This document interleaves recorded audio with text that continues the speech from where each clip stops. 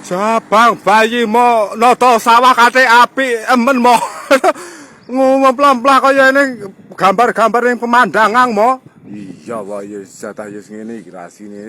Apik to kae lho, deloken kae lho lek ora carane iki bisa ngemplah semeblak jatah kaya ning gambar-gambar ning lukisan ya wae. Lah iya to. Dan jatah ora seblakane lha iki apik tenan iki jatah yo.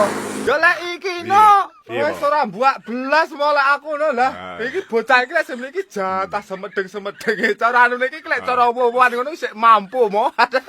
Cara anu ki urung blotong, isih anu sing rada semburat ngono kae lho, urung patek empuk tapi ya kaya-kayane cara anu iki wis anu ya pokoke mampu lah sedengan lah. Modar iki sapa jenenge anu mau jenenge sapa mo? Iki ki jenenge Sarkitem Melati Putri Karsinahwati. Wah tenaga tenan.